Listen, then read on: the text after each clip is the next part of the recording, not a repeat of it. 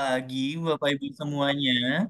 Semoga Bapak Ibu hari ini dalam keadaan sehat. Perkenalkan kembali, saya Muhammad Faisal Tala yang hari ini akan menjadi moderator untuk program pendampingan pengembangan kapasitas SDM usaha mikro di tanggal 26 Juni tahun 2024. Nah, Bapak Ibu, siang hari ini kita akan memasuki sesi mengenai cerita sukses brand membangun pasar yang nanti selama sesi kegiatan hari ini akan ada tiga sesi kegiatan dimulai dari siang hari ini hingga dimulai dari pagi hari ini hingga berjalan hingga siang hari nanti. Jadi silakan Bapak Ibu bisa mencari gitu ya, mencari insight-insight baru, mencari em, apa namanya informasi-informasi ilmu-ilmu baru yang tentunya pasti berguna buat Bapak Ibu ke depannya. Oke. Sebelum memulai, saya juga izin mengingatkan Bapak Ibu bahwa tadi di bagian chat mungkin bisa nanti akan dibantu dikirimkan kembali. Di sini sudah ada absensi. Absensi nanti hari ini akan ada dua kali absensi, absensi pertama dan juga absensi kedua. Jadi silakan Bapak Ibu jangan lupa untuk mengisi absensi baik itu yang pertama hingga yang kedua nanti. Oke, nah sudah dikirimkan kembali. Jadi silakan Bapak Ibu jangan lupa untuk mengisi absensi yang sudah diberikan di kolom chat dari webinar kita hari ini. Oke, sebelum kita mulai, saya mau menyapa dulu nih Bapak Ibu. Kalau misalnya apa namanya di bahasa Sunda mungkin ya, karena kita kan dari Bandung gitu, berarti biasanya kita menyapa dengan Wilujeng Enjing gitu ya. Nah, sekarang karena ini ada di seluruh Indonesia, saya mau menyapa Wilujeng Enjing Bapak Ibu. Kalau misalnya di bahasa daerah Bapak Ibu tuh selamat pagi itu apa ya gitu.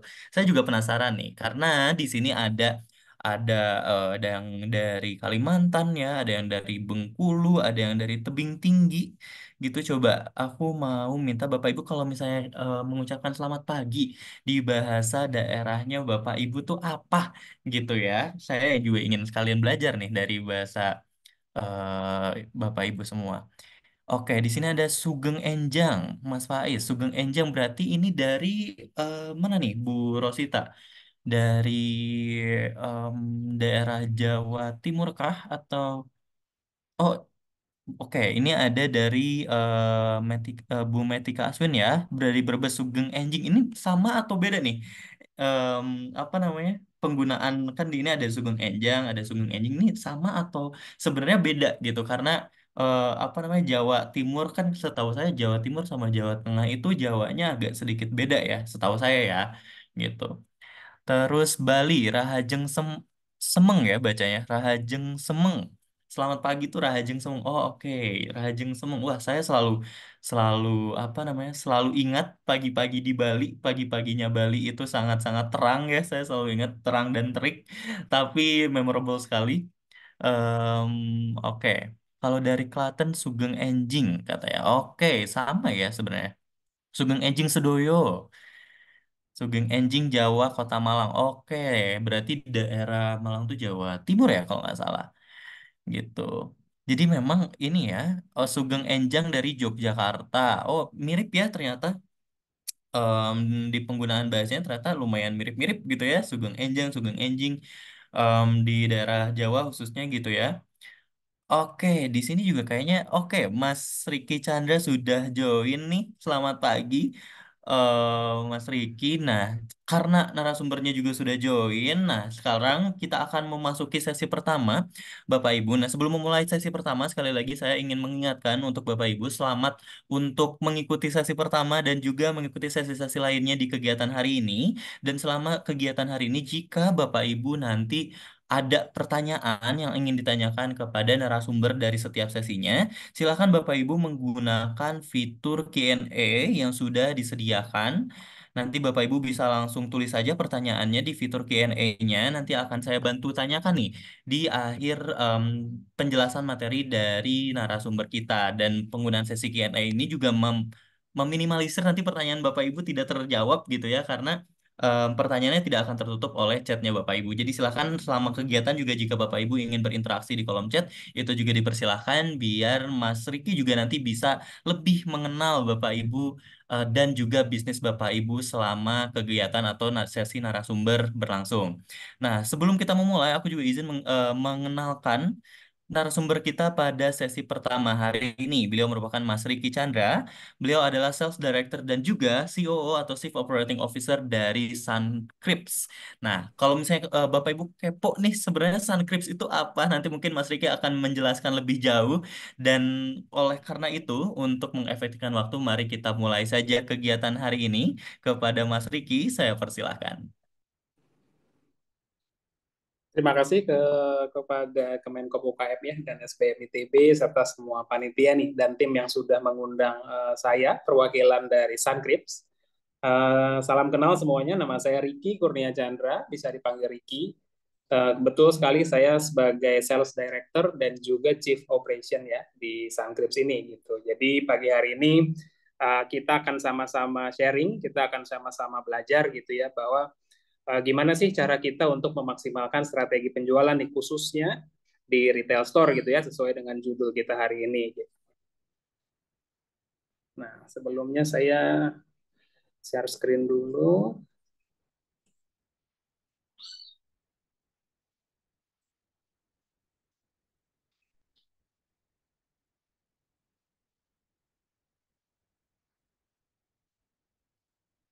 Apakah sudah terlihat screen-nya?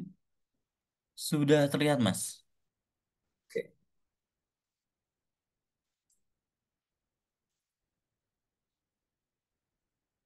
sudah masuk ya? Oke, baik. Langsung saja materi kita atau judul sharing kita pada pagi ini adalah strategi penjualan melalui retail store yang efektif nih gitu.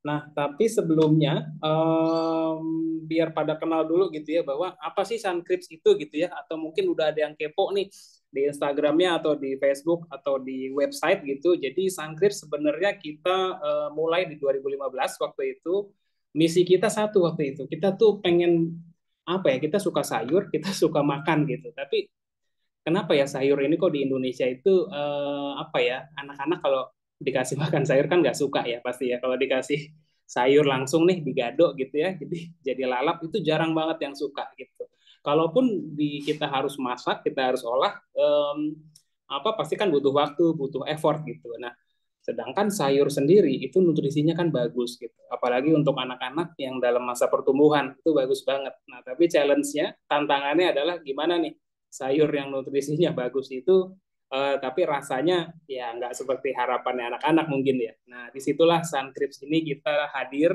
kita pengen hadirkan sayur itu dengan inovasi-inovasi yang gimana caranya anak-anak bisa ngemil, ngemil sayur, mereka bisa ngemil, bisa dapat sehatnya, bisa dapat nutrisinya, dan ibu-ibunya pun dia nggak khawatir gitu bahwa yang dia anak-anak yang ngemil itu aman karena kita bebas MSG tanpa tambahan bahan pengawet dan juga pewarna yang kita pakai itu asli dari sayuran. Nah, kebetulan di tahun ini Suncrypts sudah 9 tahun, jadi alhamdulillah sudah 9 tahun Suncrypts menjadi salah satu pilihan ya buat ibu-ibu dalam memberikan nutrisi ke anak-anaknya melalui cemilan dan juga mie instan yang apa ya, yang rasanya cocok buat anak-anak gitu. Buat anak-anak yang suka rasa gurih, yang suka rasa manis atau siapa sih yang nggak suka mie instan gitu ya. Nah, kita hadirkan itu. Aku coba play videonya sebentar supaya lebih kebayang.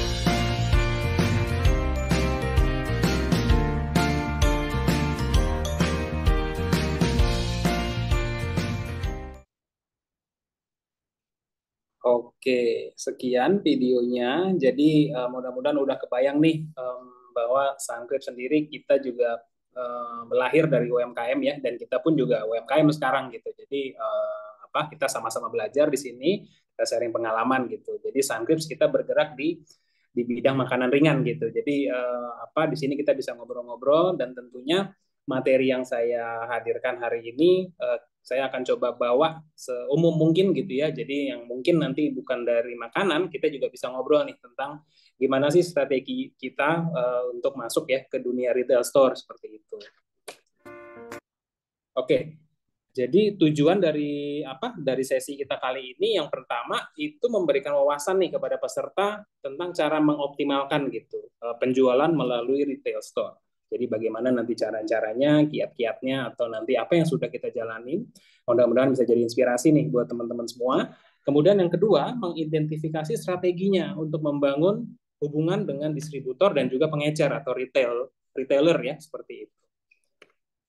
Nah, sebelum kita ngobrol lebih lanjut, aku asumsikan dulu nih bahwa pada pagi hari ini kita sudah sama-sama tahu bahwa masing-masing produk kita atau usaha kita udah tahu nih end user kita seperti apa gitu, konsumen yang kita mau targetin seperti apa. Contohnya, misalkan jenis kelamin laki-laki atau perempuan gitu ya. Kemudian usianya macam-macam. Misalkan ada yang produknya buat usia let's say Gen Z gitu ya, 20-an tahun, kemudian milenial yang di 30-an tahun sekarang, kemudian mau yang lebih tua lagi gitu ya, Gen X gitu, atau enggak baby boomer sekalian. Nah, kita harus sudah tahu dulu tuh si penggolongan ini. Kemudian tempat tinggal kita juga nggak boleh lupa. Target market kita atau biasanya yang beli produk kita ini mereka tinggalnya di mana? Apakah di kota besar, kemudian apakah di kabupaten, apakah di pelosok-pelosok. Nah, karena itu juga mempengaruhi nih strategi kita nanti gitu. Kemudian sama kebiasaannya, kebiasaannya konsumen kita seperti apa gitu. Let's say contohnya misalkan ada nih konsumen-konsumen yang weekend mereka hobinya jalan-jalan ke mall gitu. Terus ada juga konsumen-konsumen yang hobinya kalau weekend itu dia olahraga. Ada juga yang hobinya misalkan nongkrong di kafe gitu. Ada juga yang misalkan weekend mereka tidur aja di rumah gitu ya, males-malesan gitu. Nah, semua ini kita harus sudah tahu gitu.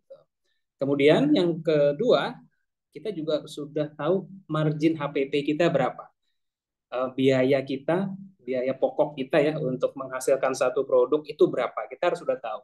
Kemudian kita juga sudah tahu variabel dan fixed cost kita di usaha kita itu apa aja ya gitu ya. Karena ini juga akan mempengaruhi nanti pertimbangan kita untuk masuknya ke retail store yang tahapan mana gitu. Nah, terus yang kemudian adalah kenapa sih kita harus masuk ke retail store gitu ya? Kenapa gitu? Kenapa nggak jualan sendiri gitu?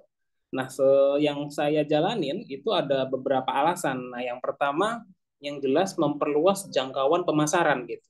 Jadi kalau misalkan saya mulai usaha, terus saya jualan nih di depan rumah gitu ya, atau di ada warung gitu ya satu gitu. Nah itu kan cuma satu toko nih atau satu cabang gitu ya. Tapi kalau kita punya rekanan retail store misalkan di daerah Bandung ada 10 rekanan gitu, atau enggak ada 50, atau enggak ada 100 rekanan. Nah itu kan lumayan ya, itu lumayan banget untuk menambah cabang gitu, menambah jangkauan distribusi, jangkauan pemasaran. Jadi yang misalkan tadinya cuma ada di perumahan satu, nah ini ada lagi di kecamatan satu, kecamatan dua, dan lain-lain gitu.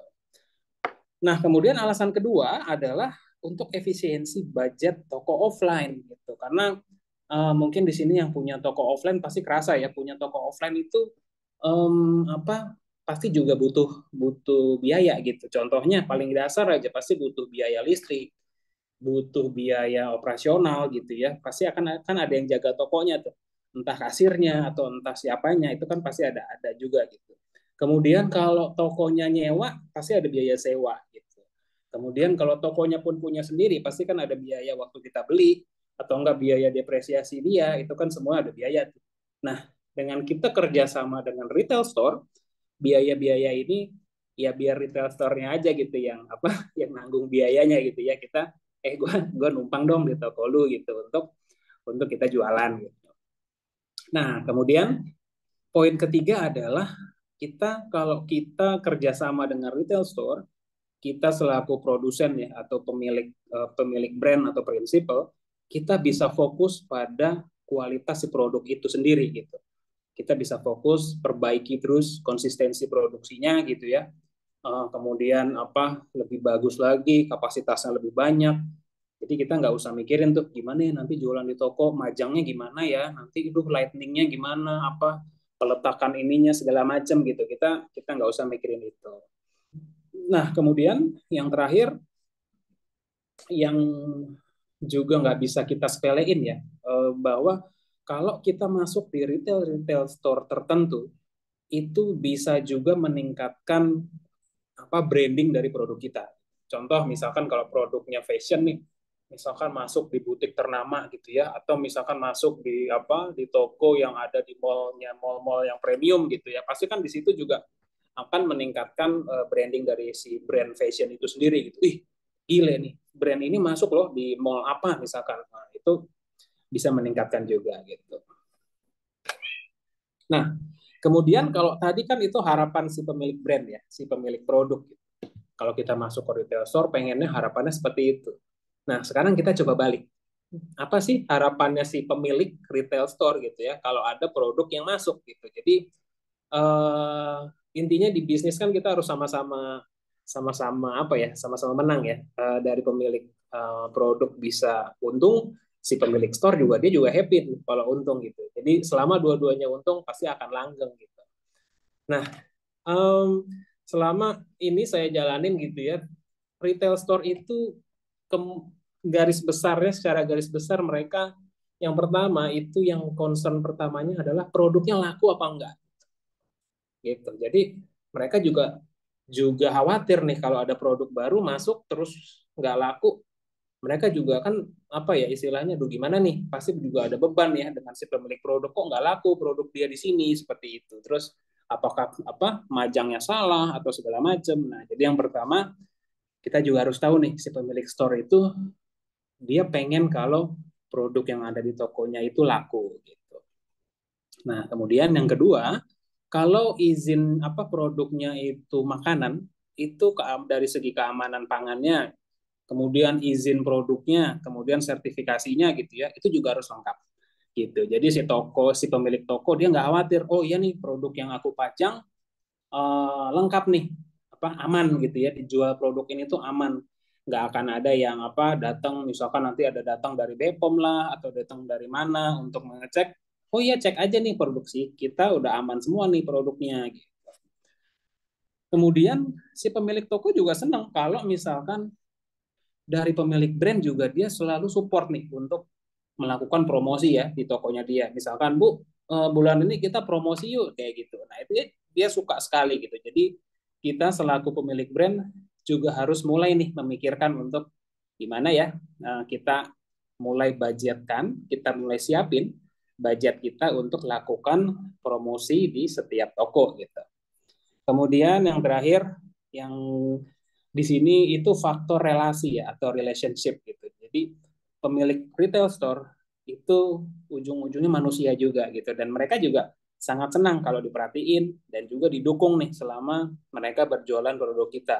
Sesimpel kita kunjungan rutin ke tokonya terus kita ngobrol, kita tanya-tanya gimana di sini penjualan kita lancar apa enggak, kalau lancar gimana cara kita buat apa mempertahankan atau even bahkan meningkatkan gitu ya, dan kalau misalkan nggak lancar lagi sepi kira-kira kita bisa support apa gitu. Jadi bayangin kalau misalkan si pemilik toko dia punya 100 produk gitu ya, 100 merek dia pajang terus produk-produknya sepi nih, nggak ada yang beli gitu ya, terus nggak ada yang datang dari pemilik brandnya gitu untuk bantuin, nah kira-kira gimana tuh, pasti kan pusing ya kalau kita jadi pemilik toko kan gitu.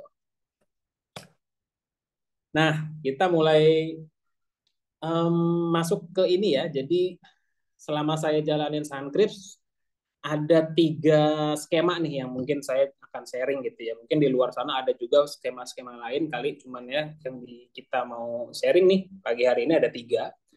Yang pertama ini prinsipal itu produsen ya, pemilik produk atau pemilik brand gitu. Jadi biar kita sama-sama tahu. Kemudian end user adalah konsumen, konsumen akhir atau consumer gitu ya. Jadi orang-orang yang akan memakai produk atau jasa yang kita sediakan gitu ya.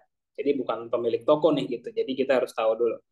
Kemudian yang di bagian yang tengah itu ada selipan nih satu di tengah gitu, yaitu di antara principal sama end user ada yang namanya reseller atau retail gitu. Jadi, nah di sini yang kita akan fokus nih pagi hari ini gitu ya.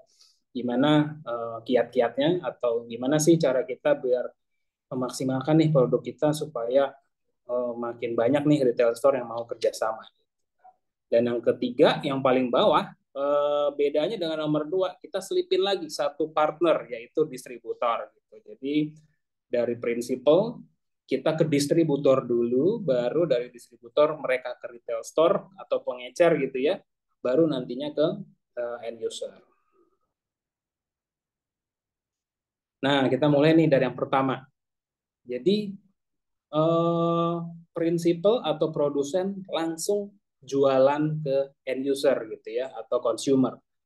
Jadi contohnya adalah yang paling simpel penjualannya langsung. Bisa tatap muka, bisa call, bisa chat gitu. Ya tatap muka simpel kayak kita ketemu mereka di mana ya, let's say di jalan atau enggak di acara apa nih. Gue punya produk ini nih, lu mau coba nggak gitu kan? Gue punya minuman nih, ada minumannya bagus, khasiatnya apa-apa-apa, kita pakainya dari ini loh asli. Mau coba nggak hari ini? Kebetulan kita lagi ada soft opening nih atau apa, boleh coba harganya spesial. Besok harganya naik misalkan. Nah itu sudah salah satu contoh penjualan langsung yang paling simpel. Gitu. Langsung tuh ke end user, dia yang akan minum kan, atau dia yang akan apa pakai produknya. Nah selain tatap muka bisa juga lewat telepon ataupun lewat chatting gitu ya, lewat WA ataupun Telegram dan lain-lain. Nah kemudian kita masuk juga ke contoh yang mungkin lebih besar ya skalanya. Jadi kalau kita ada event atau bazar ya di suatu tempat atau mall itu juga contoh penjualan yang sifatnya langsung ke end user gitu. Jadi kita buka stand di mana nanti konsumen-konsumen atau end user datang tuh ke booth kita ya atau ke bazar kita terus mereka beli. Nah, itu juga contoh.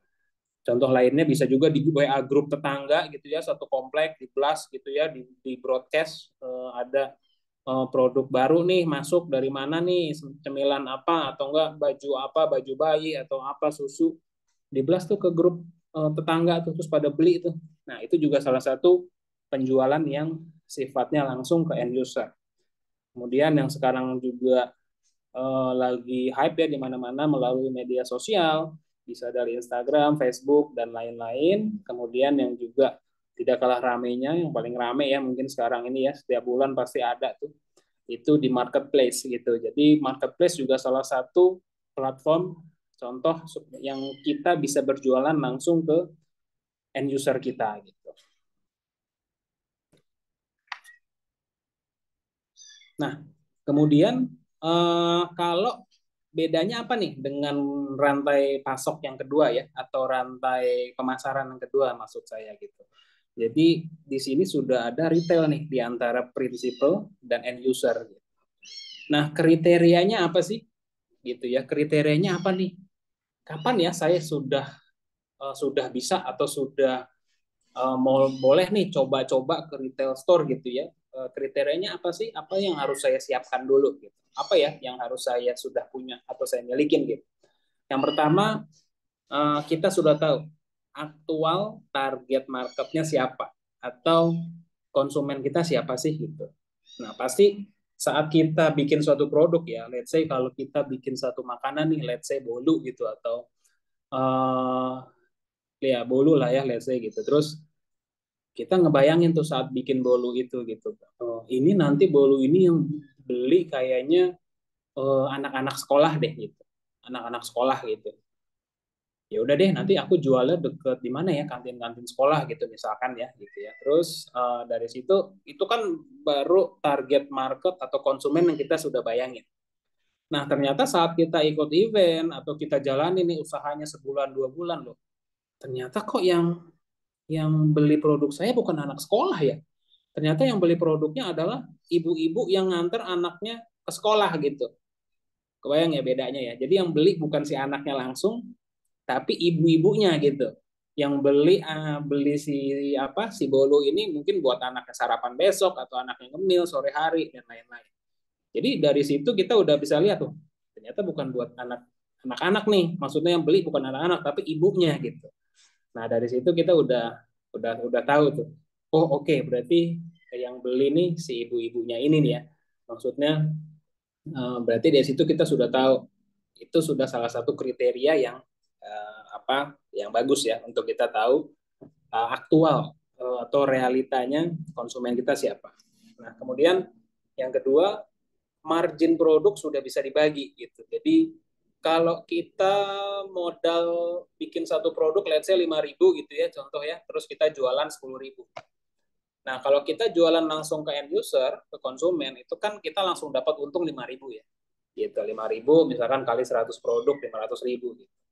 Cukup nih biaya kita, misalkan bayar-bayar apa tuh udah cukup, udah ada untung.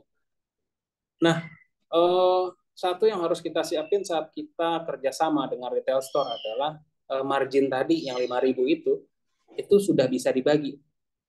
Sudah bisa dibagi dengan si toko. Let's say kalau kita mau kasih tokonya dari 5.000 itu 1.500 misalkan. Berarti kan kita sisanya 3.500 ya. Nah, otomatis kan kalau jualannya 100 aja mungkin tadinya butuhnya 500.000, sekarang tinggal 350.000 gitu. Cukup nggak tuh gitu. Nah, berarti di sini yang kita harus pikirin nih, oh ternyata kalau aku kerja sama retail store penjualannya nggak 100 tapi jadi 200 gitu. Nah, 200 dikali 3.500 ternyata jadi 700.000 gitu. Oh, ternyata udah cukup nih gitu. Nah, di titik itu kalau sudah mengalami apa rasa-rasa seperti itu ya, nah itu mungkin sudah bisa jadi apa? Jadi checklist kedua atau lebih optimis lagi nih bahwa oh kayaknya aku sudah bisa mulai nih kerjasama dengan retail store. Gitu. Nah, kemudian seperti yang kita tadi udah bahas bahwa retail store juga butuh dihubungin, juga butuh di apa istilahnya dikontakin, di istilahnya kita dengerin curhatan mereka gitu ya. Nah, ada nggak nih tim kita atau resource kita untuk handle tadi itu komunikasi dengan retail store? Contohnya kalau sekarang kerjasama sama 5 retail store, kebayang tuh ngobrolnya setiap hari kan ada 5 ya. Nanti bayangin lagi kalau misalkan dari 5 jadi 50 gitu. Kebayang tuh ngontak-ngontakinnya, update-update-nya gimana. Nanti dari 50 ke 500 misalkan. Nah, kalau sudah mulai ada tim yang di situ, atau enggak misalnya kita sendiri sudah mulai sanggup ya, kayaknya aku sanggup nih, produksi udah ada tim. Aku bina, sekarang sebagai owner, aku bina deh relasi ya dengan toko-toko. Nah, kalau sudah bisa seperti itu, berarti apa selamat gitu ya, itu tanda-tanda ketiga bahwa kita sudah bisa mulai kerjasama dengan retail store. Nah, kemudian yang terakhir budget promosi sudah ada nih gitu. Jadi kalau tadi kita 5.000 terus udah dikurangin ke retail store 1.500, sisanya 3.500 gitu ya. Kayaknya nih jualan makin banyak nih, udah nggak 200 lagi nih apa sebulan misalkan jadinya udah 500. Kayaknya aku bisa sisihin nih 500 perak per produk buat promosi misalkan. Nah, kalau sudah bisa seperti itu, nah itu juga salah satu pendukung oke deh kita siap untuk main di jenjang berikutnya gitu ya di apa di tantangan berikutnya yaitu dengan retail store dan apa pengecer dan lain-lain. Nah, kemudian ada yang bertanya-tanya nih pasti termasuk saya juga dulu ya. Terus kita milih retail store yang seperti apa dong gitu ya. Yang kayak apa nih gitu. Nah, yang paling gampang, yang paling simpel adalah cek di mana kompetitor kita biasa jualan. Gitu. Itu udah ikutin aja. Itu cara paling gampang dan apa ibaratnya kompetitor pasti udah riset tuh. Dia masuk ke channel-channel itu atau ke toko-toko itu kenapa gitu. Nah, itu cara paling simpel. Ikutin aja gitu. Nah, kemudian yang kedua cross check juga dengan target market kita tadi itu. Apakah sudah sesuai atau belum? Misalkan tadi kan kalau kita jualan bolu ya, jualan bolu terus yang belinya ibu-ibu tuh yang biasanya ngantar anak sekolah, kemudian mereka ngisi waktu luang atau enggak ngapain sampai nunggu jemput misalkan. Nah, itu biasanya ibu-ibu itu kemana gitu. Kemana mereka biasanya? Apakah mereka nongkrong? Apakah mereka jalan-jalan di mall? Apakah mereka misalkan pulang lagi kerja gitu ya atau apapun? Kita lihat peluang itu. Kemana ya target market kita ini biasanya dia spend apa? Dia jajannya di mana? Dia belanjanya di mana? Oh, mereka kan ibu-ibu ini, oh mereka ternyata habis dari sekolah mainnya ke minimarket gitu ya, misalkan. Ya kenapa enggak kita masuk ke minimarket itu gitu ya. Nah, kayak gitu. Kemudian juga cocokin dengan perencanaan budget kita dan modal kita gitu. Jadi ingat retail store macam-macam kelasnya gitu ya, dari yang apa level mungkin kota atau lokal gitu ya.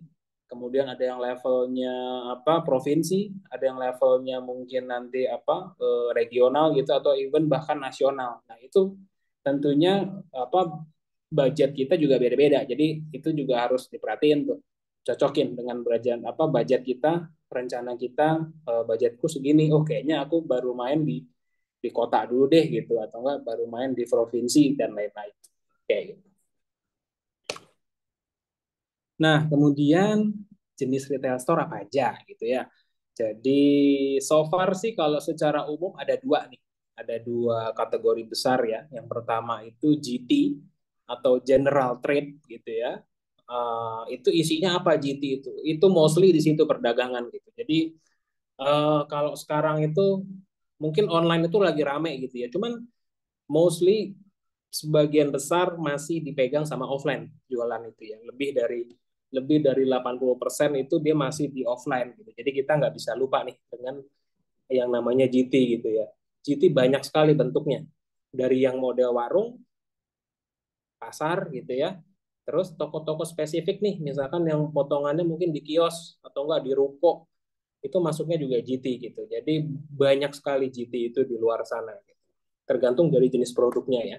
Kemudian yang kedua adalah modern trade atau MT gitu. MT ini macam-macam juga. Jadi ada yang sifatnya MT-nya lokal gitu, modern trade-nya lokal. Contoh misalkan ada kan supermarket yang cuma ada di satu kota misalkan gitu, atau enggak cuma ada di satu provinsi.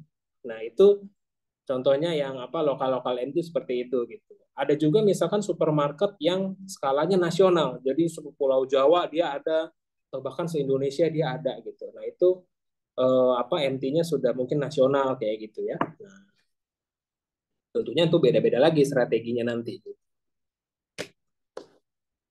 Nah, terus biaya biaya penjualan di retail store itu apa aja? Apa sih yang harus disiapin supaya nggak kaget gitu ya nanti ya? Oh, ternyata retail store seperti ini ya. Waduh. Nah, di sini kita kita coba bahas deh satu-satu gitu ya. Yang pertama udah pasti margin keuntungan kita harus bagi ya. Jadi mulai sekarang kalau ngeset harga jual, misalkan nantinya mimpinya mau ke apa masuk ke retail store nasional gitu ya, margin keuntungannya jangan kecil-kecil, gedein sekaligus. Soalnya kita di tengah jalan bakal bagi-bagi banyak nih gitu. Jadi kita harus siap siap amunisi itu banyak gitu. Kemudian yang kedua promosi. Jadi promosi adalah bagian yang tidak bisa dipisahkan dari yang namanya penjualan gitu. Kita ngaku aja gitu ya kalau kita ke minimarket nih ada price tag yang orange ya nggak jujur aja pasti kan kita akan lihat duluan ya nggak kalau saya sih lihat duluan gitu dan itu akan lebih menarik tuh. Nah, itulah yang namanya promosi gitu. Sekarang ini promosi macam-macam. Misalkan yang kalau paling paling kita udah pada tahu kan payday misalkan ya di marketplace, tanggal kembar gitu ya. Atau enggak misalkan ada ulang tahun toko misalkan itu juga bisa. Kemudian seasonal juga bisa. Let's say kayak Lebaran, Imlek, Natal, libur sekolah itu banyak sekali tuh apa perintilan-perintilan promosi seperti itu ya kalau di retail store gitu. Kemudian kita juga nggak boleh lupain kunjungan kita ke retail store itu. Karena kan kunjungan ada biaya transport ya. Nah, itu juga kita harus hitung. Biaya transport ini lumayan juga ya. Kalau ke satu toko sih oke. Kalau ke 10, 100, nah, lumayan tuh biaya kunjungan. Nah, kemudian biaya pengiriman. Nah, pengiriman ini mostly retail store itu juga dia jarang sekali yang mau menanggung biaya kirim. Dia pengennya, oh ya, aku pengennya harga barangnya segitu udah sampai gudangku. Gitu, biaya kirim kamu yang handle. Nah, yang sering terjadi seperti itu. Nah, ini kita harus siapin nih, margin kita cukup nggak? Gitu. Yang kemudian yang terakhir adalah listing fee, contoh ya. Jadi misalkan kalau kita mau masuk retail store apa gitu ya, dia mewajibkan adanya yang namanya listing fee. Jadi misalkan, oh ya satu produk nih, satu SKU, listing fee-nya sekian gitu. Nah itu juga kita perlu pertimbangin nih. Gitu. Nah kita masuk ke rantai paling panjang gitu ya, rantai paling panjang. Jadi setelah prinsipal ada distributor dulu, baru dari distributor nanti ke retail, baru nantinya ke end user. Nah, kriterianya apa sih? Kapan saya bekerja sama dengan distributor gitu? Dan apakah harus dengan distributor? Nah, itu semuanya tergantung pertimbangan masing-masing gitu. Jadi lagi-lagi nggak ada benar salah di sini. Semuanya adalah pilihan. Kalau aku pilih ini, benefit dan resikonya apa? Kalau aku pilih yang lain, benefit dan resikonya apa? Mangga semuanya dijalanin gitu. Nah, kriterianya apa? Yang pertama, saat kita pertimbangan kita untuk kerjasama dengan distributor adalah jaringan toko sudah semakin banyak. Berapa banyak sih? Tergantung lagi seberapa banyak yang kita bisa handle. Contoh tadi kita mulai dari satu toko, kemudian kita kerjasama sama 10, ya. Nanti dari 10 naik lagi jadi 100. Kepegang nggak tuh? Masih kepegang. Oke, kalau jadi 1000 gimana? Masih kepegang nggak biaya-biaya yang tadi itu? Ada kiriman lah, ada kunjungan lah. Apakah itu masih kepegang semua? Selama masih kepegang, silahkan sendiri gitu. Tapi kalau sudah, aduh kayaknya aku kalau harus handle semua nggak kuat deh. Kayaknya harus kerjasama nih sama distributor gitu. Itu salah satu kriteria. Gitu.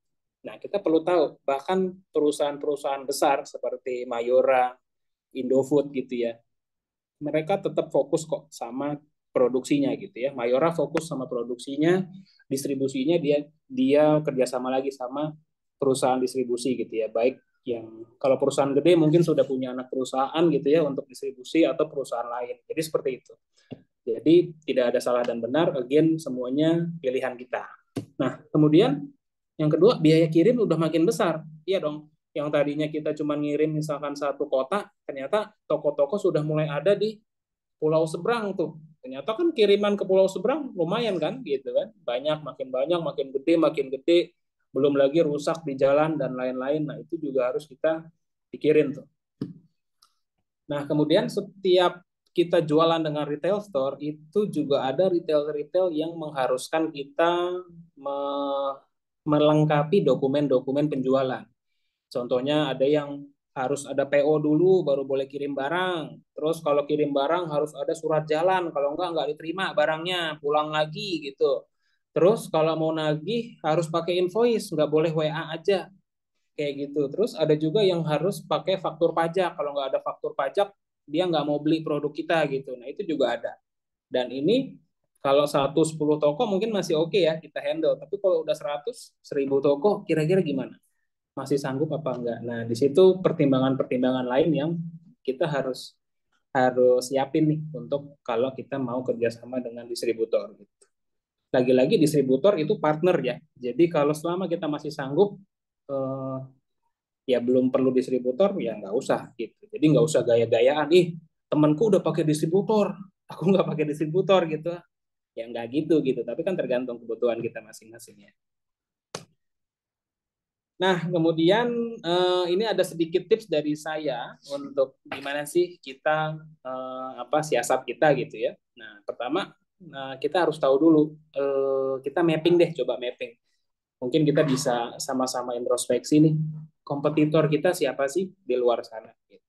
Kita harus tahu kompetitor kita siapa, yang paling kuat siapa, yang paling selevel siapa, yang levelnya belum sama siapa. Kita harus tahu, kemudian apa saja pergerakan yang mereka lakukan gitu ya. Contoh, oh ternyata mereka rajin ya bikin promo seperti apa, terus mereka oh ternyata mereka bikin event, oh ternyata mereka masuk ke toko-toko yang jenis apa. Nah, kita harus tahu seperti itu. Kemudian yang kedua, kita juga harus mapping secara geografis. Jadi setiap produk pasti punya punya apa ya, kriteria khas masing-masing ya. Contoh ada produk-produk yang misalkan lakunya di daerah gitu. Ada produk-produk yang cuma laku di kota misalkan. Ada juga produk-produk yang mungkin kalau sifatnya kerajinan tangan atau enggak misalkan yang craft itu cuma laku misalkan di objek-objek wisata gitu. Kita harus tahu. Jadi dari situ kita kalau kita sudah tahu kita yakin dan kita udah kita fokus aja di situ gitu. Jadi nggak usah lihat brand-brand lain. Kok temanku masuk ke sana kok aku enggak. Bukan gitu. Tapi produknya mungkin beda dan strateginya beda gitu ya. Nah kemudian yang kita nggak boleh lupa lagi-lagi door to door gitu. Jadi door to door ini sebenarnya sudah ada ya dari ini istilahnya kalau orang jualan itu dari zaman belum belum ada teknologi internet, door to door kan sudah dilakuin gitu sebenarnya. Jadi itu masih perlu terus di maintain, masih perlu terus dilakukan gitu. Nah, apa yang kita harus sampai ini saat kita door to door? Nah, lagi-lagi kita harus kenalin siapa sih kita gitu. Kita bawa produk apa sih? Produk apa atau solusi apa yang kita tawarin nih ke konsumen gitu. Nah, kita harus terus sampaikan itu gitu. Karena kita harus tahu lagi, retail store itu tokonya isinya pasti produknya banyak sekali, ratusan brand gitu.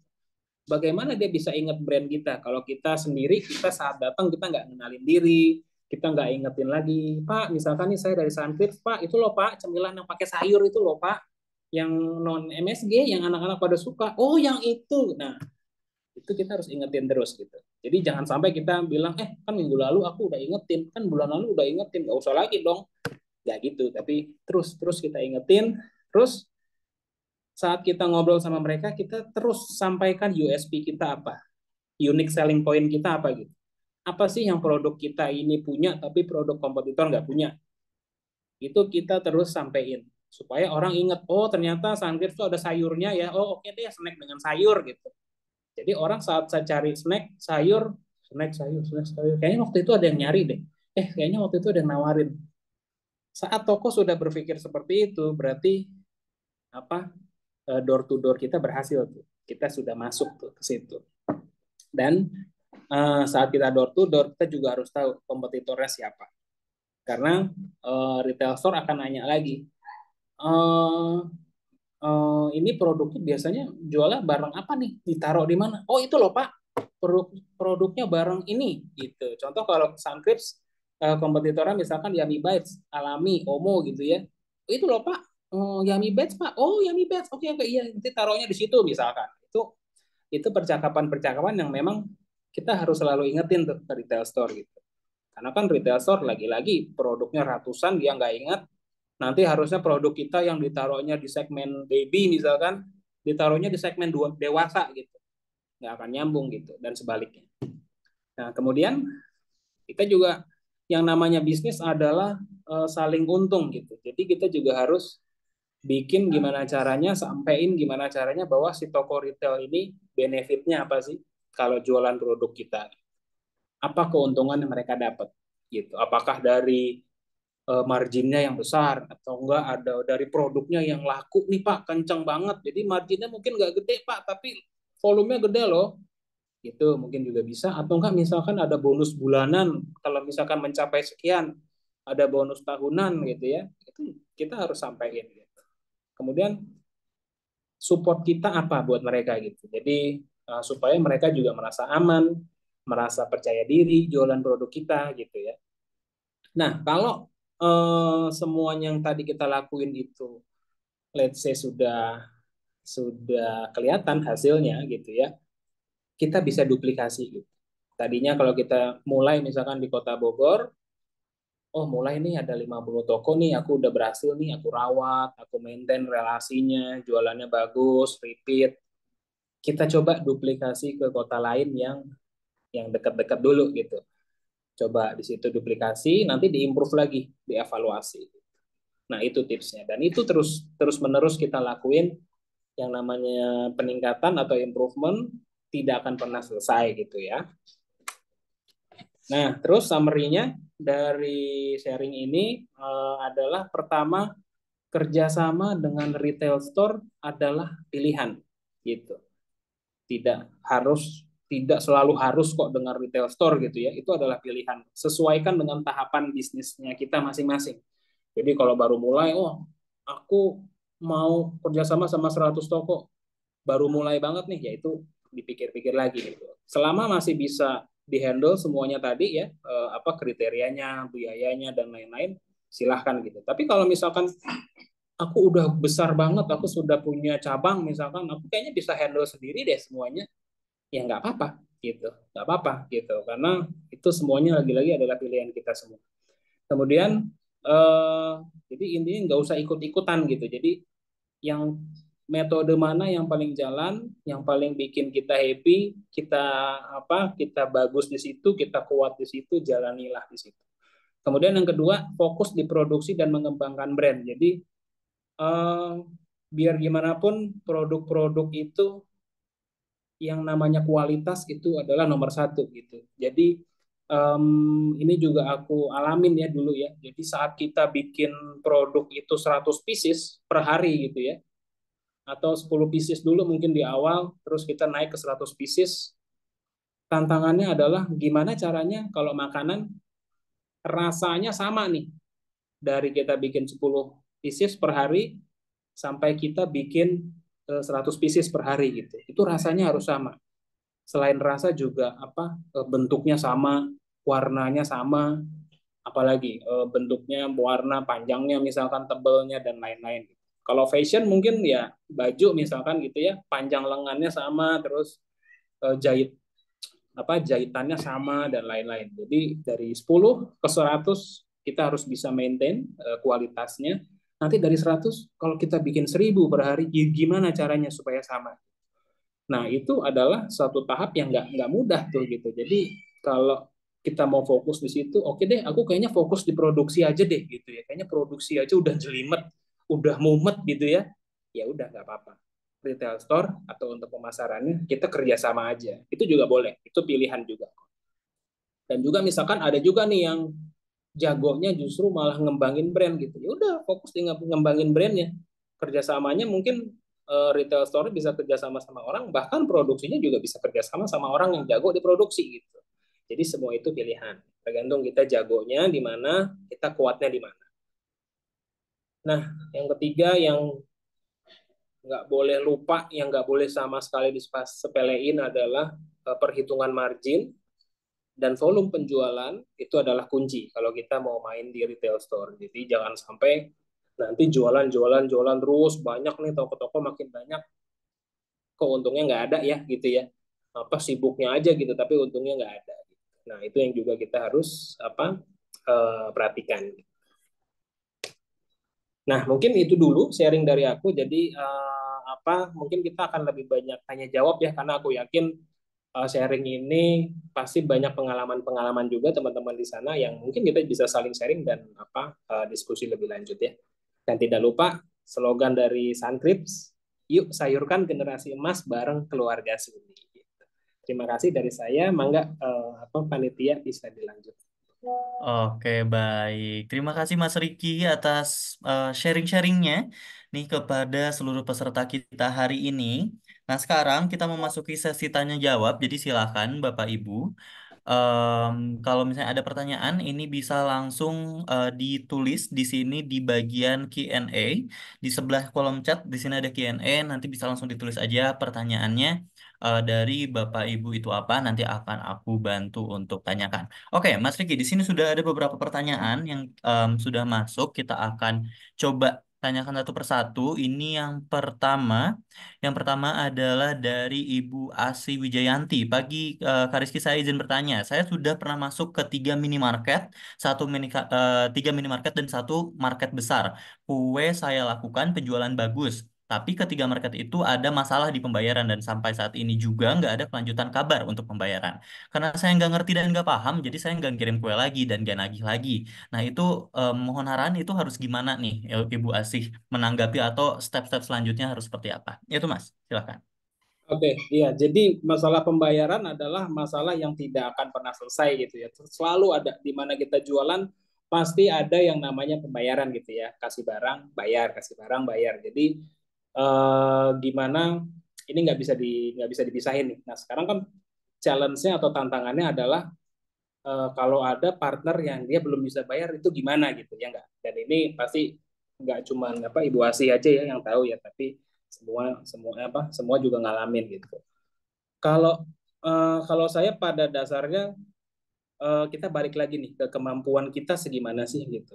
Contoh, misalkan kalau minimarket pasti mostly dari mereka kebanyakan sebagian besar dari mereka itu minta tempo ya, tempo pembayaran gitu. Jadi tempo pembayaran. Jadi ada yang macam-macam, ada yang paling awal tuh mungkin 7 hari.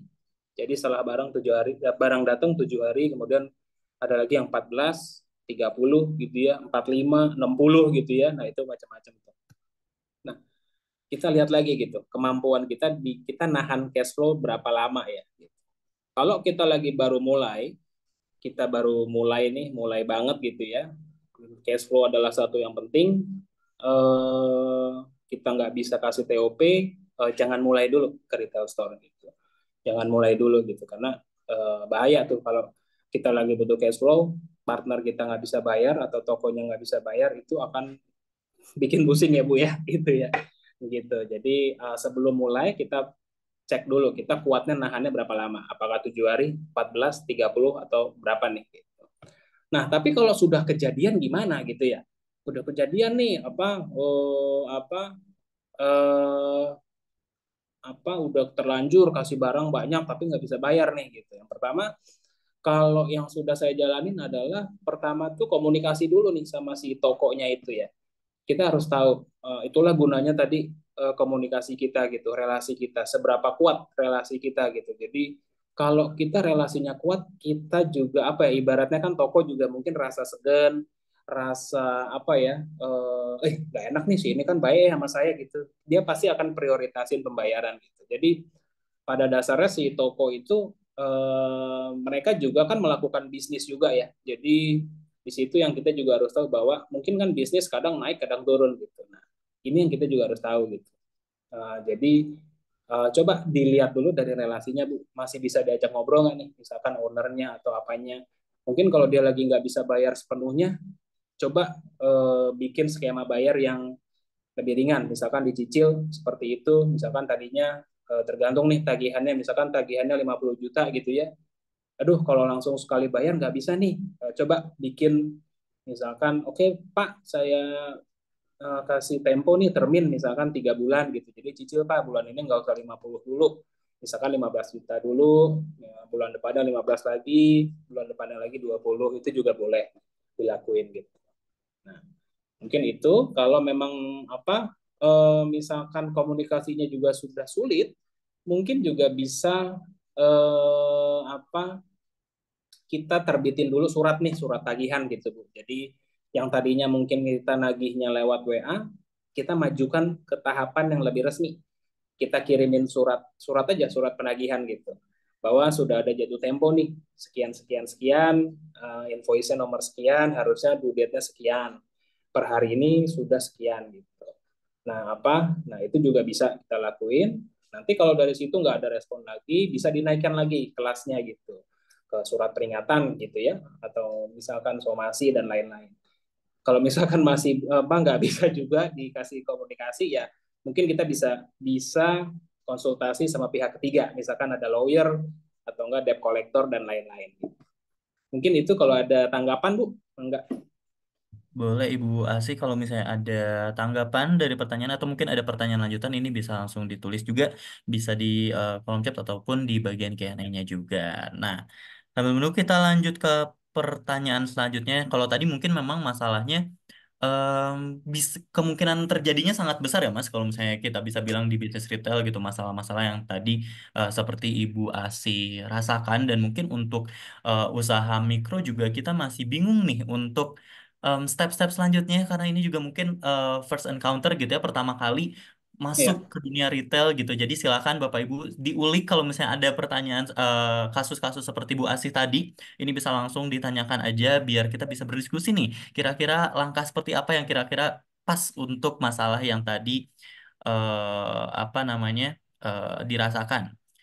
Tuh, Bu Asih memberikan komen ternyata bukan Bu Asih aja gitu ya, tapi teman-temannya juga banyak yang seperti itu. Jadi mungkin jawaban dari Mas Riki tadi bisa langsung diimplementasikan Ibu, Bu Asih dan juga teman-temannya gitu biar tidak ada kerugian juga ke Bu Asihnya dan juga menjadi pembelajaran buat Bu Asih ke depannya untuk jika ingin masuk ke retail itu harus seperti apa nih. Oke, kita ke pertanyaan selanjutnya. Ini dari Mood gitu ya, ibu atau bapak nih, saya takut salah manggilnya gitu ya. Tapi pertanyaannya adalah mengenai detail prosedur untuk melakukan promo saat payday, tanggal kembar gitu, atau misal waktu yang ditentukan. Itu ada nggak prosedur-prosedur yang kira-kira Mas Riki punya nih siasat untuk menentukannya? Itu Mas, silakan. Ya, kita balik lagi ke ini ya, Mbak Mut gitu. Kita balik lagi ke sebelum kita ngobrolin promosi gitu ya. Nah, kita juga harus tadi kita bermulai dari komunikasi kita dulu atau relasi kita. Contoh deh, kalau kita ngobrol sama temen yang sudah akrab sama yang temen yang baru kenal gitu. Tentunya kan akan beda ya. Contoh nih, kalau yang sama sudah akrab kan bisa, coy, eh, bulan depan bikin ini yuk, campaign apa nih gitu. Kan akan lebih enak tuh, ya nggak? Gitu. Jadi dari dari situ kita bisa mulai nih, dari obrolan santai dulu kita bisa mulai tanya ke mereka gitu ya. Gue mau bikin dong program promo nih, let's say selama 3 bulan misalkan. Boleh nggak kita kita ini yuk kita kita rundingin bareng gitu. Jadi hal seperti itu awalnya dari ngobrol dulu kok gitu. Jadi tidak ada sesuatu yang apa saklek atau baku banget ya di retail store, enggak, semuanya tergantung dari si pemilik tokonya gitu ya. Selama kita bisa deketin, kita bisa atur bareng, kita bisa ngobrol bareng sama si pemilik tokonya, ya atur aja bareng gitu. Kayak ngatur aja sama teman, boleh nih kalau payday berarti gue mulai jalanin tanggal berapa ya? 25 ya gitu ya, sampai tanggal 5 misalkan gitu. Itu bisa diatur kayak gitu. Oke, jadi memang kuncinya komunikasi mungkin ya Mas. Kalau misalnya kita Ya, bilang untuk prosedurnya gitu, yang paling penting adalah komunikasinya lancar juga ketika ingin membuat satu prosedur promo gitu ya dalam bentuk apapun, biar dari hulu ke hilirnya pun tahu dan oke gitu ya dengan apa yang akan betul. dilaksanakan. Oke, semoga menjawab ya. Oke, kita lanjut ke pertanyaan selanjutnya. Ini ada dari Ibu Triwayuni. Perkenalkan, saya Triwayuni dari Kodija Fashion. Usahanya adalah bidang fashion muslim nih Mas, yang ternyata event besarnya itu nggak banyak, cuman setahun mungkin sekali atau 2 kali. Bagaimana cara biar menarik retail store-nya agar rame itu Mas pertanyaannya? Oke. Ya, ini mirip-mirip ya Bu kalau kita lihat apa misalkan yang tadi ya seasonal gitu ya, satu misalkan setahun sekali misalkan lebaran gitu ya. Nah, kita juga harus tahu gimana caranya kalau pasti pada sadar kan kalau contoh nih sirup gitu ya, produk sirup nih ya, itu kan juga rame pas lebaran tuh ya nggak? Bener nggak? Itu rame saat lebaran. Jadi salah satu strateginya di momen yang cuma 1 atau 2 kali setahun itu tariklah keuntungan sebesar mungkin gitu, sebesar besarnya gitu. Jadi itu yang pertama gitu. Dan kemudian kalau kita mau bikin bikin lebih rutin, nah kira-kira apa nih? Kita harus lebih kreatif juga. Jadi contoh Bu, kalau misalkan fashion ya fashion muslim, kira-kira kalau sudah tahu target marketnya, contohlah misalkan ibu-ibu ya, berarti ya ibu-ibu muslim gitu. Kira-kira ibu-ibu muslim ini mereka tuh ganti baju atau misalkan nambah koleksi baju setiap berapa bulan sekali, atau enggak setiap ada apa sih kita apa mereka itu ganti ganti koleksi. Misalkan ada ulang tahun atau enggak ada selamatan atau enggak ada acara nikahan gitu ya. Nah, jadi dari acara-acara itu kita bisa coba bikin kerjasama nih. Contoh, misalkan kalau tadi nih, oh ternyata target market saya mereka nambah koleksi baju saat misalkan datang ke kondangan saudara atau datang ke kondangan teman misalkan. Berarti mungkin kita bisa cari tahu tuh kondangan ini kapan aja ya gitu ya. Mungkin kita bisa cari kenalan di wedding organizer setempat gitu. Aku mau tahu dong apa kamu ada acara kondangan atau acara nikahan tanggal berapa aja atau bulan apa aja. Itu pasti dari WO udah punya tuh jadwalnya. Ya, mungkin kita bisa deketin dari situ. Jadi mungkin dari situ kita bisa kerjasama sama WO, bikinlah paket baju gitu ya. Nanti kalau bisa bikin kalau mau punya retail store rame ya bisa bikin. Misalkan kalau beli di store langsung kasih promo spesial gitu Bu. Nah itu juga mungkin kita bisa coba. Oke, Mas, ini mungkin ada mungkin bukan pertanyaan lanjutan, tapi biasanya kasus-kasusnya di UMKM itu mereka event apapun dicoba, misalkan Ya, bisnisnya adalah makanan, tapi makanannya itu misalkan masakan daerah gitu ya, masakan tradisional. Tapi event ke eventnya tuh misalnya event kuliner Jepang misalkan atau event kuliner Korea, mereka tetap mencoba untuk buka stand di sana dan sebenarnya untuk pihak penyelenggara event itu tidak masalah sama sekali gitu karena mereka ya, hanya mencari pengisi tenan. Tapi di satu sisi betul. untuk UMKM sendiri itu kira-kira menurut Mas ya, apakah itu efektif untuk memasuki event-event yang mungkin secara pasar segmennya itu lumayan berbeda dengan produk yang kita berikan atau sebenarnya itu nggak masalah untuk UMKM itu Mas? Ya, ya jadi balik lagi nih, kalau kita apa, saya juga di posisi itu kok ya, saya juga apa UMKM kan gitu. Kadang seringnya tuh ya kita tuh suka FOMO gitu ya. Jadi misalkan kita kan kalau di UMKM kan ada komunitas nih gitu ya, Kemenkop Bandung, Kemenkop Bogor gitu ya. Kadang ikut event ini yuk, rame nih gitu ya. Tapi ternyata kalau kita lihat ke apa target market kita nggak cocok. Contoh Suncreeps, kita target marketnya adalah ibu-ibu yang punya anak kecil gitu. Terus kita ada nih pameran kuliner Bogor gitu. Apakah kita mau ikut apa enggak? Kalau saya sekarang ditanya, mungkin saya akan tahan dulu tuh. Nafsu itu saya tahan dulu nih gitu. Pengen ikut sih pengen gitu ya. Tapi mungkin kalau kita punya prioritas lain, ada event lain yang mungkin lebih cocok, aku akan pilih ke situ. Gitu. Tapi ini tidak ada benar dan salah gitu. Again, kalau yang jelas pasti ada dalam suatu event itu adalah yang namanya awareness. Contohlah kalau market kita nggak belanja di situ, pasti mungkin misalkan kalau Sunkrips tadi dia buka ya, buka event di event kuliner gitu ya, kuliner Bogor. Mungkin ibu-ibu target market mungkin ada tapi nggak banyak gitu. Tapi kan let's say kalau pengunjungnya banyaknya Gen Z atau apa anak-anak muda gitu ya. Biar gimana pun anak muda ini pasti akan lihat Sunkrips di event itu. Gitu. Dan kalau kita bisa berhasil masukin awareness kita, USP kita ke anak-anak ini, nggak bukan tidak mungkin juga misalkan anak-anak ini dia punya ponakan gitu ya atau enggak dia punya tante yang lagi cari somehow mungkin lagi aku lagi bingung nih buat anakku apa oh tante kemarin aku lihat tuh ada brand ini coba deh gitu. Itu juga bisa gitu jadi apakah kita ikut apa enggak yang pertama yang kita harus tahu dulu kita jangan FOMO dulu gitu.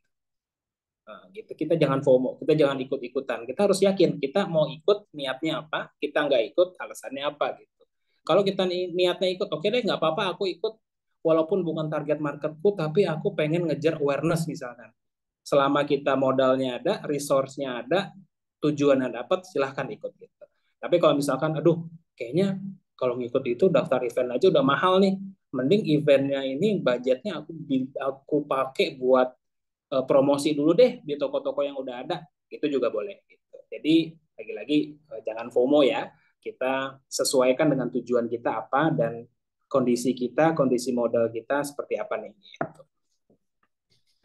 Oke, balik lagi ini ya mengenal brand dan kebutuhan brand kita lebih dalam gitu ya. Itu paling utama gitu ketika nanti Ya, melangkah ingin melakukan kegiatan apapun. Oke, sekarang kita ke pertanyaan selanjutnya nih Mas dari Ibu Rizkyana Fitri. Nah, ini mungkin bertanya tentang persen keuntungan. Bagaimana caranya untuk apa namanya menentukan gitu ya berapa persen keuntungan karena kebanyakan retail itu bayarnya di belakangan, Mas. Itu Mas pertanyaannya. iya. Jadi retail itu memang kalau kita kadang mikir ya gitu ada klien-klien atau konsumen yang bayarnya di depan atau cash gitu. Terus ada juga retail kok bayarnya belakangan tapi kita kadang mikir gitu apa kok diskonnya sama ya pengen dong kita atur nih ya apa misalkan yang apa yang bayarnya cash bayarnya lebih apa diskonnya lebih gede yang retail mungkin biar diskonnya reguler gitu jadi kalau ditanya marginnya berapa sebenarnya ya itu balik lagi ke kita kita bisa ngasih margin berapa sih gitu kebanyakan kalau produknya baru sudah ibaratnya kalau di Sunda tuh wayahna ya sudah wayahna kita ngasih diskonnya lebih banyak nih karena kan resiko produk kita di toko mereka juga lebih gede kan kecuali kalau produknya sudah well known gitu ya seperti Indomie gitu ya orang apa margin 5% juga mereka akan mau kok gitu. Tapi kan pasti laku gitu. Jadi nggak ada angka pasti, tapi kalau aku rasa harusnya supaya toko itu lebih mau produk kita, apa nih benefitnya apa? Kita kejar situ aja. Gimana caranya toko, oh iya nih kalau gue jual produk dia untungnya gede nih. Mungkin itu ya. Oke, semoga menjawab ya Ibu Rizkyana Fitri. Jadi menunjukkan nih kenapa value dari produknya itu apa, kenapa harus ada produk Ibu di sana sehingga bisa nge-attract gitu ya, nge-attach retail dengan apapun yang nanti mungkin step-step yang ingin kita lakukan. Oke, sekarang kita ke pertanyaan selanjutnya dari Ibu Rosita dari Jawa Timur, Mas. Ingin bertanya bagaimana, mungkin kalau ini pertanyaannya lebih ke bagian awalnya dari sebuah pengembangan produk gitu ya. Bagaimana langkah awal Mas sebelum membuat suatu produk agar laku di pasaran, khususnya untuk di pasar retail? Karena mungkin kalau pasar retail em, ya apa namanya tidak bisa diakses sama semua orang, yang terhalang jarak gitu ya. Yang munculnya adalah orang-orang yang bisa mengakses ke retail itu sendiri nih. Bagaimana langkah awalnya nih Mas sebelum membuat suatu produk agar bisa laku di pasar retail itu sendiri, Mas? Ya, jadi gimana saat produk itu bisa laku? Berarti produk itu akan laku kalau ada orang yang butuh ya, atau orang mencari gitu. Jadi kalau kita balik lagi nih, biasanya UMKM ya, atau even bahkan saya sendiri dulu waktu saya bikin produk adalah saya bikin tidak berdasarkan kebutuhan market gitu. Gitu. Saya bikin bikin aja sendiri nih. Aku mau bikin dong keripik apa gitu misalkan. Aku mau bikin nih keripik apa gitu. Karena aku suka gitu. Ya, aku bikin terus aku jual gitu. Apakah akan ada yang beli apa enggak? Tergantung si produk ini dia dicari orang apa enggak gitu. Syukur-syukur kalau misalkan banyak orang yang nyari laku gitu. Tapi kalau misalkan ternyata dikit orang-orang yang kayak saya seleranya gitu ya, ya mungkin akan jadinya lama, apa tuh lambat ya, lambat apa penjualannya lambat. Jadi kalau kita pengen produknya nanti di launching laku, itu baiknya kita lihat orang-orang, kita tariknya di sudutnya beda nih. Kita bikinnya berdasarkan kebutuhan, baru kita bikin barang gitu ya, atau produk gitu. Jadi jangan bikin barang dulu, baru nyari yang butuh siapa gitu. Itu boleh aja sih, cuman lebih capek gitu. Tapi kalau kita sudah tahu, oh ternyata ibu-ibu di kompleks saya tiap bulan butuh eh, nasi uduk gitu ya, atau somehow apa gitu, keripik apa, bikin aja nasi uduk kayak gitu, pasti akan dibeli kok sebulan sekali gitu. Nah sama kalau kita pengen produknya laku di retail store, lihat di retail store sekarang yang paling sering orang beli apa gitu, kita bikin yang mirip-mirip itu kayak gitu. Oke, semoga menjawab ya Ibu Rosita atas pertanyaannya. Nah ini Mas, ini ada pertanyaan yang menarik nih. Bagaimana cara mempertahankan pelanggan yang loyal dan juga bagaimana cara menarik tim penjualan yang efektif? Karena mungkin kalau misalnya ternyata skemanya adalah membangun bisnis dengan retail gitu ya, membangun segmen konsumen dengan retail, mungkin kita sebagai brand tidak bisa langsung banyak berinteraksi dengan customer langsung gitu ya. Ada perantara retail di sana, sementara kita juga harus bisa membuat apa loyal konsumen juga dengan produk-produk kita nih. Jadi ada nggak nih cara-cara untuk mempertahankan pelanggan loyalnya dan juga cara membuat tim penjualan yang efektif nih untuk menjual produk kita? Itu Mas pertanyaannya. Ya kalau gimana caranya kita bikin konsumen kita loyal gitu, kita coba lihat lagi ke diri kita sendiri gitu, kira-kira ada nggak ya produk tertentu yang selalu ada di rumah kita gitu. Apapun itu, mau sabun, mau odol, mau apapun, mau makanan, coba deh kita lihat gitu. Terus kita tanya ke diri kita, kenapa ya kita beli produk ini terus gitu. Nah, pertama, selama kita punya produk, yang perlu harus kita pastikan adalah kualitasnya terjaga terus gitu. Jadi jangan sampai bulan ini produksi kita bagus, bulan depan kurang gitu. Nah, itu pasti konsumen juga akan kecewa. Nah, kalau aku sendiri dengan produk-produk yang mungkin ada di rumahku sekarang, ya aku akan pilih brand itu karena brand itu pertama kualitasnya dia stabil, kayak gitu terus. Nah, kemudian kalau hal-hal yang bikin aku loyal lagi, misalkan let's say aku nih orangnya hitungan gitu ya. Misalkan ada program apa gitu, misalkan kalau beli produknya bisa dapat apa, dapat promosi apa, itu juga bisa untuk menarik loyal. Dan kemudian selain itu, dengan sekarang itu apa ya, orang-orang aktif di sosial media, kita juga bisa terus istilahnya perdalam edukasi kita terhadap suatu produk itu dengan let's say program-program marketingnya gitu. Apa sih yang brand ini bawa gitu. Contoh kalau Sunrips misalkan kita selalu edukasi terus konsumen kita apa sih sehatnya sayur, apa sih manfaatnya sayur. Terus kita juga gimana mempertahankan loyalitas konsumen. Kita sering adain misalkan ibu-ibu ini perlunya apa ya? Target market kita perlunya apa? Misalkan mereka oh ibu-ibu perlu acara sharing nih misalkan dari dokter anak atau enggak dari psikologi anak. Kita kerjasama sama brand itu kita bikin acara webinar bareng. Nah, hal-hal seperti itu tuh. Jadi tidak melulu soal produk. Betul produk harus bagus, kualitasnya harus stabil, tapi apa ya? Sudut lain dari si konsumen atau target market ini yang kita bisa ulik supaya akhirnya mereka bisa istilahnya oh ternyata kalau aku beli Sunkist nggak cuma snack ya Sunkist juga bikin aku tahu nih gimana caranya tumbuh kembang anak dan lain-lain gitu. Nah itu mangga Bu diaplikasikan ke brandnya masing-masing. Menarik garis mungkin ya Mas, menarik garis apa namanya produk kita dengan kehidupan dari konsumen kita gitu dalam Betul, berbagai betul. lini gitu. Bukan hanya tentang segmen produknya aja, kalau makanan ditarik garisnya tentang makan terus bukan tentang itu Ya, aja, tapi semua unsur yang mungkin bisa dicari gitu ya korelasinya. ya, Oke, kita ke pertanyaan selanjutnya nih, Mas. Nah, ini kayaknya pertanyaannya juga ada kekhawatiran mungkin ya pertanyaan ini tuh adalah mengenai sistem pembayaran dari toko retail. Nah, seperti yang kita tahu mungkin kalau UMKM juga untuk modal juga sangat terbatas nih untuk UKM gitu kan, Mas. Dan ketika mereka masuk ke retail, bisa jadi dengan sistem retail yang pembayarannya di akhir, mungkin mereka berpikir bahwa nih kita gimana nih perputaran modalnya, sementara kita masih butuh nih uangnya gitu kan. Kalau betul. uangnya datang di akhir doang, kita takutnya adalah kita tidak bisa ngecover nih kebutuhan dari pergerakan bisnis itu sendiri. Nah, ini bagaimana Mas? Oh, kalau misalnya kasus-kasusnya seperti itu. Oke, betul. Cash flow is a king ya, gitu ya. Cash is a king gitu, karena memang realitas seperti itu gitu. Jadi apa? Selain tadi kita udah bahas ya, kalau kita udah siap apa belum gitu ya. Tadi kita udah bahas, tapi sekarang strateginya gimana? Nah, dulu zaman saya masih pegang, saya masih ngedropin ke toko-toko langsung ya, saya sendiri waktu itu. Ada satu retail store di Jakarta gitu ya, skala skala mungkin regional Jakarta gitu ya, dia punya itu retail apa retail store-nya mewah gitu. Sistem pembayarannya itu sangat bagus menurut saya. Jadi toko itu dia kasih ke kita giro, cek cek giro gitu ya, yang akan bisa kita cairin pada tanggal sekian gitu. Wah itu enak banget. Kita nggak perlu tagih, kita saat kita ngedrop barang, kita tukar fakturnya, kita dapat dapat cek gitu ya, cek dari perusahaan dia akan transfer ke perusahaan kita bisa cairin di tanggal berapa, sejumlah berapa. Itu sangat sangat sekali waktu itu, wah itu enak banget sih nagihnya gitu.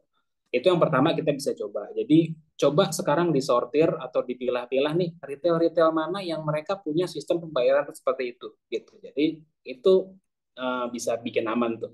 Yang kedua adalah ini tipsnya. Jadi uh, apa ya retail store tadi itu kan semua pilihan ya dan kita juga sebagai pemilik brand juga harus mungkin kalau aku kasih tips harus apa istilahnya mungkin berani berani dalam arti kita bisa menolak retail store gitu. Betul, kita butuh mereka gitu. Tapi kalau kita taruh barang mereka nggak mau bayar atau bayar telat, mau ngapain gitu. Jadi kita juga harus apa? Harus berani untuk memilah. Oke, retail store ini aku mau terusin karena dia punya sistem pembayaran yang bagus. Retail store yang ini kayaknya enggak deh, karena mereka telat terus gitu. Nah, itu mungkin itu ya. Kita lihat sistem paymentnya sama. Kita juga harus berani untuk berkata tidak nih sama retail store. Jadi kita posisikan posisi kita UMKM, walaupun kita masih UMKM, tapi kita juga satu ibaratnya kalau bisnis sama retail store, ya kita setara gitu ya. Jadi bukan berarti kita yang butuh retail store, tapi kita sama-sama butuh gitu. Jadi kalau retail store punya sistem pembayaran yang menurut kita nggak bisa lakuin, jangan diterusin gitu.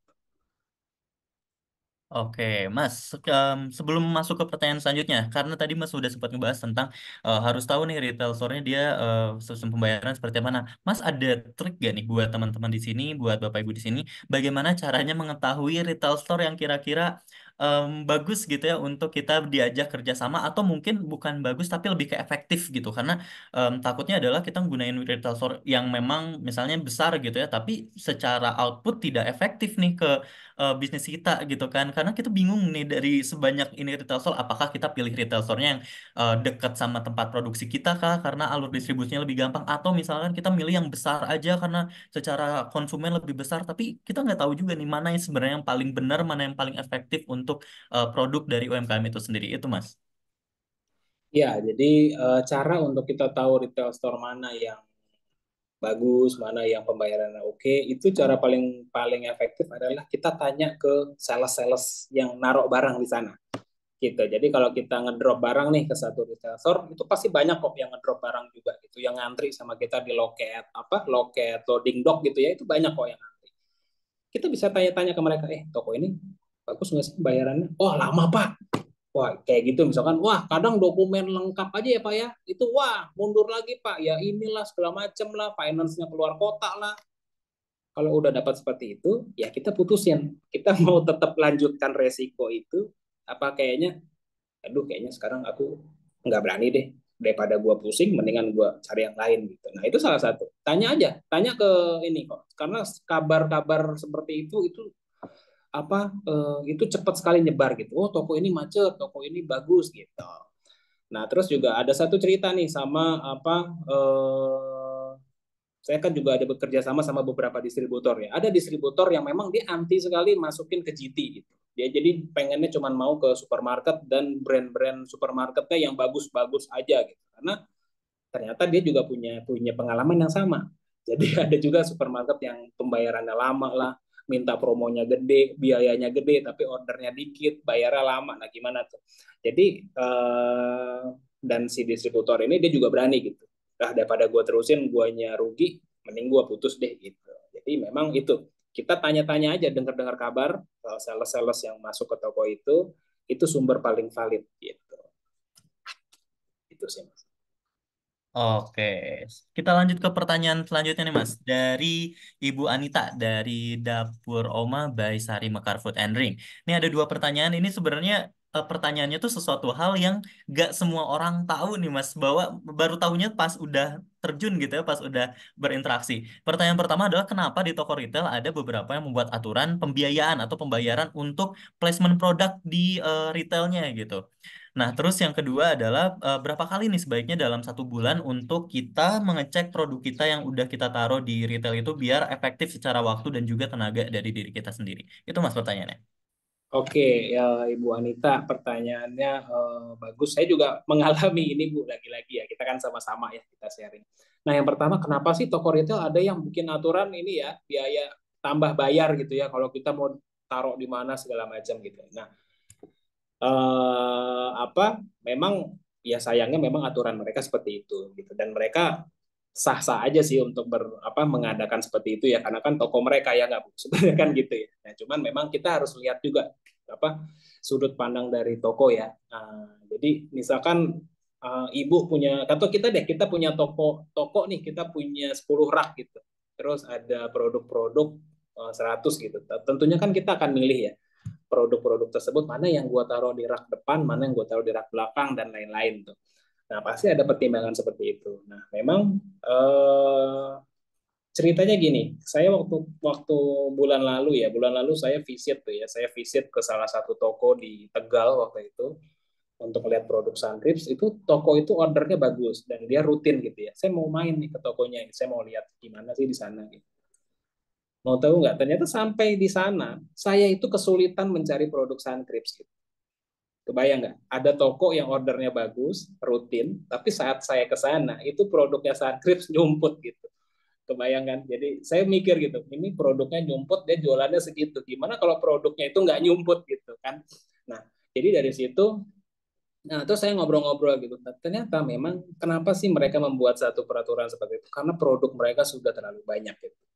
Dan kadang kan semua produk pengen dipajangnya di depan atau dipajangnya lebih kelihatan gitu ya. Nah, akhirnya mereka membuat aturan seperti itu, Bu. Jadi memang kalau ada aturan seperti itu, mangga nanti dipertimbangin dipertimbangin lagi kira-kira worth it apa enggak gitu.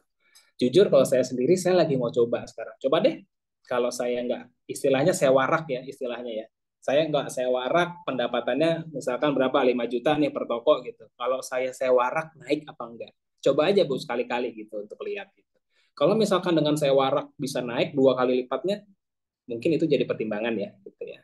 Nah, terus pertanyaan kedua tadi, seberapa kali baiknya kita dalam 1 bulan untuk ngecek produk yang kita taruh agar lebih efektif secara waktu? Betul. Eh, Sayangnya kompetitor kita itu bergeraknya juga luar biasa, Bu. Gitu. Jadi kalau kita nunggu, ibaratnya kalau apa kita bilang seminggu sekali, belum tentu pasti benar juga gitu ya. Sebulan sekali belum tentu. Tapi kita sesuaikan lagi dengan kemampuan kita gitu. Karena kalau apa istilahnya di lapangan ada yang namanya sales merchandiser atau SMD gitu ya. Dia tugasnya memastikan produk kita dipajangnya bagus tuh, nggak kealangan produk lain atau dan lain-lain tuh ya, karena kalau kealangan produk lain kan orang nggak lihat, orang nggak beli ujungnya kan gitu. Nah itu yang kejadian di lapangan itu polanya per hari, harian gitu, karena sales itu visit dia harian gitu atau mingguan. Jadi kalau minggu ini kita lihat, kita rapihin tuh, nah mungkin besok udah ada sales kompetitor, dia atur produk dia di depan produk kita gitu. Jadi memang apa again ya, kalau bisa setiap hari luar biasa banget, tapi kalau misalkan ada pertimbangan cost dan lain-lain, coba deh kita kita eksperimen aja, coba kalau sebulan sekali gimana, oh ternyata kurang nih, produkku udah ketimbun, oke majuin Bu, 2 minggu sekali gitu, gimana 2 minggu sekali kira-kira produk masih kelihatan nggak nih gitu. Jadi nanti dari situ akan kelihatan kok polanya, jadi oh toko ini aku perlu 2 minggu, toko ini perlu sebulan, toko ini perlu seminggu kayak gitu. Oke, semoga menjawab ya Ibu Anita. Nah Mas, kalau misalnya ini ada apa ya, mungkin pertanyaan tambahan gitu ya untuk teman-teman di sini, karena di sini mungkin tidak semuanya apa namanya bisnisnya bergerak langsung untuk bikin produk ke customer misalkan ya. Ada Ya, juga yang bergeraknya mungkin B2B gitu atau misalnya B2G mungkin mungkin di sini juga lumayan banyak nih UMKM yang ada di sini. Nah, Mas, ya, kalau misalnya kita menggunakan retail gitu ya, misalnya produk kita adalah B2B, terus juga kita menggunakan retail yang apa namanya, retailnya retail besar gitu, dan lumayan banyak, lumayan masif. Tapi karena dia itu bergeraknya mungkin lebih jadinya B2B gitu ya, nggak langsung nyentuh ke customernya secara pribadi, jadinya mereka juga untuk UMKM kita susah nih untuk dapat data sebenarnya siapa end user atau misalnya pengguna dari produk mereka itu di konsumennya sendiri itu seperti si orang-orang seperti apa gitu ya. Nah, ada nggak sih Mas trik-trik atau saran gimana caranya untuk bisnis bisa mengetahui siapa nih sebenarnya end user dari produk mereka walaupun untuk secara penjualan dan distribusi itu menggunakan distributor ataupun retail itu sendiri gitu Mas. ya. Jadi memang cara kita untuk tahu produk kita itu ujung-ujungnya siapa sih yang pakai ya. Jadi memang kita harus tanya ke, contoh nih kalau kita ke distributor, kita tanya ke dia, Pak atau Bang gitu ya, ini masuknya kemana aja sih Bang gitu. Itu kita harus tanya gitu. Jadi oh oke, misalkan ke toko ini oke. Kalau kita sudah dapat toko-toko itu ya mungkin kita perlu perlu luangin waktu untuk kita ke toko itu, coba kita lihat gitu produk kita sebenarnya yang beli seperti apa sih gitu. Jadi tidak ada salahnya untuk kita luangin waktu nongkrong aja di toko itu seharian gitu. Kita lihat tuh siapa yang ngambil produk kita gitu. Itu juga possible dilakuin. Atau dengan sekarang teknologi gitu ya, kita bisa kok buka Instagram gitu ya atau marketplace, kita jual aja produk kita gitu, di situ. Langsung ke end user gitu. Dengan tujuan mungkin kalau kita sekarang yang penjualan terbesarnya lewat B2B gitu ya, nggak apa-apa itu pertahanin. Tapi untuk tujuan riset kita, untuk tujuan kita mengetahui siapa target market kita, kita buka aja satu toko, boleh online, boleh offline, kita jual aja tuh produk kita gitu ya. Nanti kita lihat yang beli siapa sih gitu. Itu bisa. Nah, oke. Sekarang Kak, kan kalau misalnya tadi kita udah ada pertanyaan untuk mengantisipasi retail-retail yang mungkin malah jadinya eh, apa namanya tidak terlalu beneficial nih buat kita, entah itu tidak efektif kah atau mungkin malah membuat trouble-trouble baru. Nah, sekarang kalau misalnya kita mau menggunakan distributor nih Kak, menggunakan distributor. Dan balik lagi mungkin balik itu retail ataupun distributor semuanya ini ada aja resiko-resiko tanda kutip nakal gitu ya. Ada apa namanya nggak beneficial di beberapa part nih di kita. Nah kalau misalnya untuk distributor sendiri karena mungkin distributor dan retail juga lumayan berbeda ya untuk kita bisa mengenal retail dan juga distributor. Nah untuk mengenal distributor yang kira-kira efektif atau misalnya aman nih untuk kita bekerja sama dengan distributor itu, ada nggak nih Kak trik yang bisa di-share ke teman-teman di sini? Ya, lagi-lagi distributor pada dasarnya distributor, retail store atau segala macam itu mereka semuanya kan basicnya manusia ya. Jadi kita yang pertama kita harus make sure adalah relasi kita dengan orang tersebut. Contohnya misalkan distributor itu kita harus tahu ownernya siapa, apa CEO-nya siapa. Dari situ kita bisa lihat dari kredibilitas orangnya seperti apa ya. Itu yang pertama. Kemudian kita juga lihat distributor itu dia distribusiin brand apa aja gitu saat kita lagi nyari distributor ya. Kemudian kita juga perlu cross check sama brand-brand itu. Misalkan brand A nih, brand A kamu pakai distributor ini ya, coba tanya ke dia feedbacknya gimana gitu. Kalau dari situ aku rasa bisa ketahuan kok apa mana yang apa distributor yang oke, mana yang enggak gitu. Nah, kemudian yang aku perlu ingetin lagi bahwa jangan buru-buru untuk kita mencari satu distributor gitu. Betul, memang kita lagi ngejar omset, tapi daripada kita paksain, kitanya yang susah, mending ya udah kita hati-hati, kita pelan-pelan, kita jalanin gitu. Gitu sih. Nah, Mas, ini pas banget ada pertanyaan mengenai distributor nih, bahwa ini dari pertanyaannya dari Mas Ocin ya. Nah, jadi kalau misalnya di kasusnya Mas Ocin ini, bahwa dia sudah bekerja sama sama salah satu distributor nasional, tapi tidak memperhitungkan atau tidak menetapkan biaya pengiriman karena distributornya berada di daerah yang sama gitu. Jadi tidak terlalu dipikirkan lah. Tapi saat ini ternyata Mas Ocin ini punya kesempatan untuk bekerja sama dengan distributor yang ada di luar daerah, tapi keinginannya adalah harganya tetap sama nih dengan distributor yang mungkin sudah bekerja sama dengan Mas Ocin sebelumnya yang ada di daerah yang sama. Nah, dari Mas Oke. Riki sendiri ada nggak nih solusi yang bisa diberikan? Karena mungkin di satu sisi distributor luar daerah juga tertariknya karena oh ternyata harganya bisa segini nih, bahwa mereka melihat ada potensi yang bagus dan lain-lain gitu. Ada trik gak nih Mas dari Mas Riki sendiri?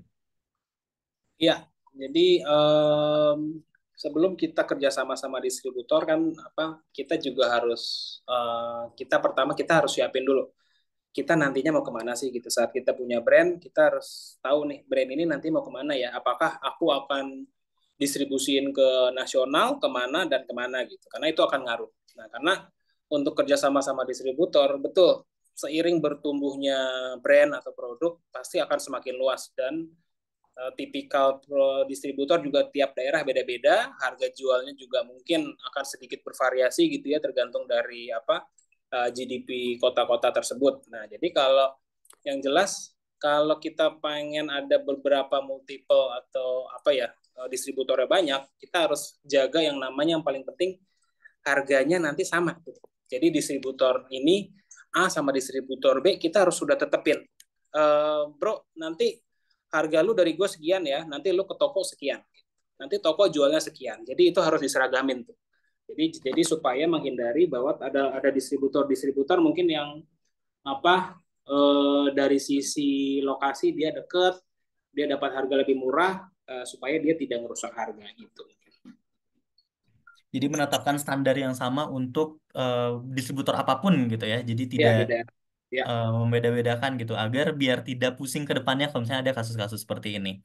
Nah, betul. Mas, kalau misalnya nih ini ada pertanyaan yang mungkin mewakili banyak partisipan juga di sini mengenai kesiapan sebuah UMKM untuk masuk ke retail. Nah, di sini pertanyaannya dari Ibu Farida bahwa Bu Farida ini masih maju mundur nih untuk masuk ke retail karena takut gak memenuhi jumlah yang diminta. Karena mungkin keterbatasan dari SDM dan juga proses pengerjaannya yang mungkin lumayan complicated dan juga lama gitu karena mungkin kalau Bu Farida ini adalah rajut kalau nggak salah ya gitu jadi kayak Oke.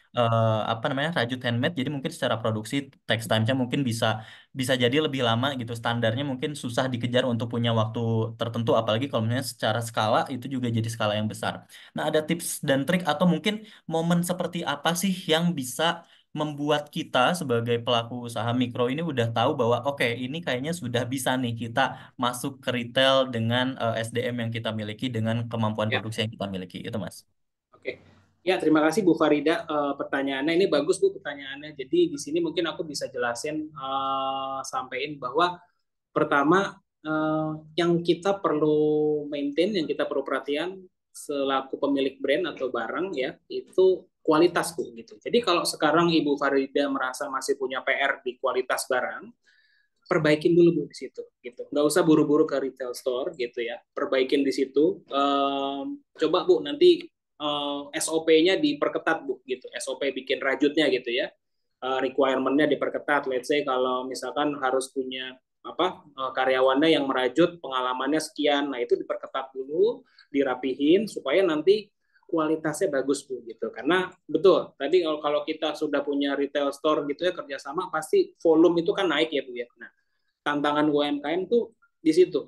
Saat kita bikin 10 sama saat kita bikin 100 itu beda tuh caranya gitu. Jadi kalau itu dulu kalau saranku. Nah, kemudian kalau tadi itu dia dirajut pakai tangan asli gitu ya.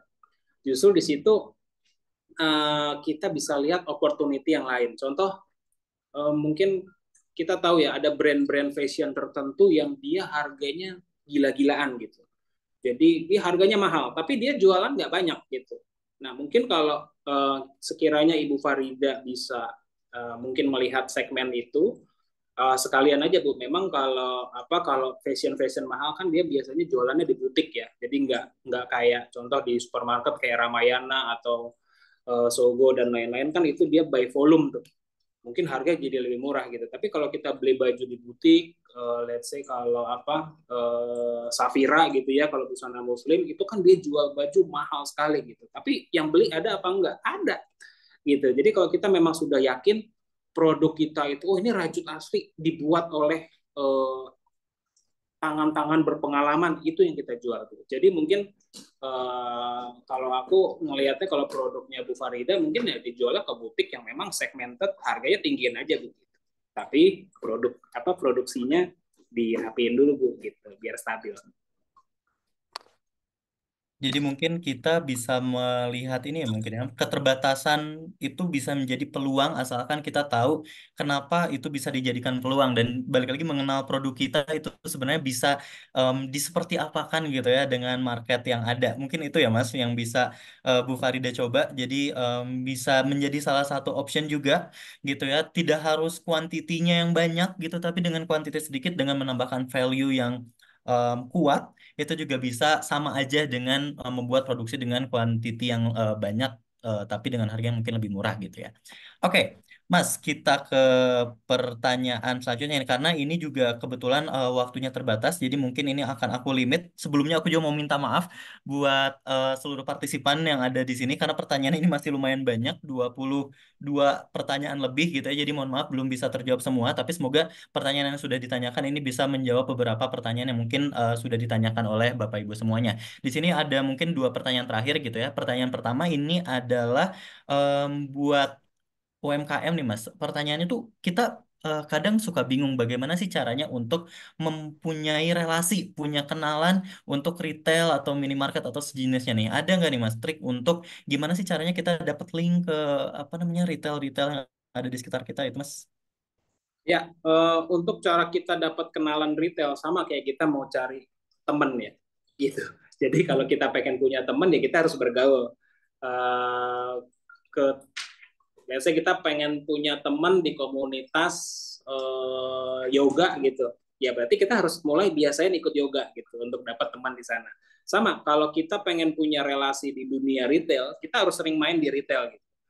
Cara main di retail gimana? Berarti pertama kita bisa ikut komunitas mungkin kalau ada gitu ya. Jadi kemudian kalau yang kedua kita harus sering tahu lihat di mana ya orang-orang yang punya retail ini dia main gitu. Contoh misalkan kita bisa kunjungin aja retailnya. Terus kita kunjungin misalkan di bagian mungkin kalau kunjungin ke retail jangan di bagian belanjanya, tapi di bagian belakangnya. Di bagian belakang tuh tempat orang pada sibuk tuh nuker faktur, naruh barang dan lain-lain. Nah, di situ kita bergaul gitu. Jadi apa Di situ kita bisa tahu langsung. Nah, kemudian kalau bisa dicoba juga kita apa ya, perbanyak pergaulan dengan apa? Dengan owner-owner lain yang bisnisnya serupa atau bisnisnya jalur distribusinya sama. Contoh kalau kayak Sunpips ya, saya sekarang banyak bergaul sama teman-teman yang memang dia satu jalur distribusinya sama saya gitu. Jadi dengan distributor, dengan retail. Nah, kita perbanyak seperti itu. Oke, Mas, ini mungkin jadi closing statement pertanyaan terakhir gitu ya untuk menutup sesi bersama Mas Riki hari ini. Dan mungkin setelah kegiatan ini em, banyak dari UMKM yang sudah mulai memikirkan retail menjadi salah satu cara untuk membentuk marketnya mereka. Nah, ada closing statement gak nih yang bisa diberikan kepada apa namanya partisipan kita hari ini untuk mereka yang ingin setelah ini memulai untuk bekerja sama menggunakan retail untuk membangun market mereka itu, Mas. Oke, sebelum ke retail, sekalian aku juga closing gitu ya. Jadi yang pertama sekali kita harus pastiin, kita harus punya satu produk yang stabil. Produk yang stabil, kualitasnya stabil, bagus gitu ya. Itu yang pertama. Kemudian yang kedua adalah retail store itu bukan ajang balap-balapan, bukan ajang pamer gitu ya. Jadi sesuaikan dengan kondisi kita gitu. Saat kita sudah siap, saat kita sudah mampu, saat kita sudah siap dengan segala resikonya dan juga kita siap dengan opportunity-nya, silahkan diambil gitu. Jadi kalau kita merasa aduh kayaknya aku belum siap nih dari sisi ini, sabar dulu aja, nggak apa-apa. Jadi nggak usah terpatok sama brand lain atau teman kita, tapi kita punya balapan kita sendiri gitu. Jadi apa? Jangan terpengaruh orang, fokus aja dengan yang kita mau kejar, yang kita PR-PR kita di situ. Saat kita sudah siap, kita yakin jalanin. Oke, baik. Sekali lagi terima kasih Mas Riki atas pemaparannya hari ini. Sangat insightful banget buat seluruh partisipan kita hari ini dan tentunya menjadi informasi-informasi baru nih ketika mereka nanti mau untuk terjun untuk membangun pasar melalui retail dan juga distributor. Sekali lagi terima kasih Mas Riki atas waktunya dan juga aku mau terima kasih kepada seluruh partisipan dalam kegiatan sesi pertama kita hari ini gitu ya. Tadi mungkin pertanyaannya masih banyak banget di sini masih ada sekitar 22 mungkin sampai 24 pertanyaan. Jadi silakan pertanyaannya dikip dulu yang mungkin belum terjawab gitu ya, yang masih belum terjawab dikip dulu karena nanti juga teman seluruh Bapak Ibu semua di sini akan ada sesi training. Jadi nanti bisa ditanyakan nih selama sesi training sesuai dengan trainer yang pas dengan pertanyaannya dari Bapak Ibu semua. Nah, sebelum kita mengakhiri sesi pertama dan masuk ke sesi selanjutnya, aku mau izin mengingatkan terlebih dahulu bahwa di kolom chat ini sudah ada link absensi untuk absensi kedua untuk sesi pertama ya. Jadi nanti di sesi selanjutnya juga akan ada absensi kembali. Jadi silakan Bapak Ibu untuk mengisi link absensi kedua yang sudah diberikan di kolom chat dari Bapak Ibu semua. Nah, baik. Oleh karena itu, sekali lagi saya ingin mengucapkan terima kasih Mas Riki, terima kasih sekali untuk sharing-sharingnya dan terima kasih juga pada Bapak Ibu yang sudah hadir dalam kegiatan sesi pertama kali ini. Untuk selanjutnya kita masih ada dua sesi yang nanti akan kita laksanakan. Sesi kedua ini kita akan lebih banyak mengetahui nih mengenai market di Shopee ataupun Tokopedia. Tentunya pasti Bapak Ibu banyak nih yang menggunakan platform e-commerce ini dan sesi selanjutnya kita akan menggali lebih banyak mengenai pembangunan market di Shopee ataupun Tokopedia. Tentu saja jangan kemana-mana, jadi Bapak Ibu jangan lupa untuk hadir di sesi kedua, karena nanti akan ada sesi yang lebih menarik juga hingga ke sesi ketiga nanti terakhir gitu ya. Nah sekali lagi terima kasih Mas Riki atas sesi hari ini. Semoga Mas Riki juga sukses terus untuk Amin. ke depannya dan sukses Sama-sama. juga untuk seluruh partisipan kita hari ini. Kita akan Oke, bertemu kembali di sesi kedua di jam 10.30. Jadi ada sekitar 20 menit Bapak Ibu untuk kita istirahat terlebih dahulu. Kita bertemu kembali di sesi kedua. Sampai berjumpa di sesi kedua. Sampai jumpa semuanya. Selamat pagi. selamat pagi. Saya izin pamit ya semuanya. Terima kasih Mas Faiz. Seluruh peserta semangat semuanya. Semoga sukses buat kita semua ya. Ya. Assalamualaikum Terima kasih Mas warahmatullahi Riki. wabarakatuh. Waalaikumsalam. Oke, kita akan istirahat terlebih dahulu selama 20 menit Bapak Ibu. Jadi silakan untuk melanjutkan kegiatan yang mungkin sempat tertahan. Kita akan bertemu kembali di jam 10.30 ya. 10.30 kita akan bertemu kembali untuk melaksanakan sesi kedua. Selamat melanjutkan kegiatan Bapak Ibu.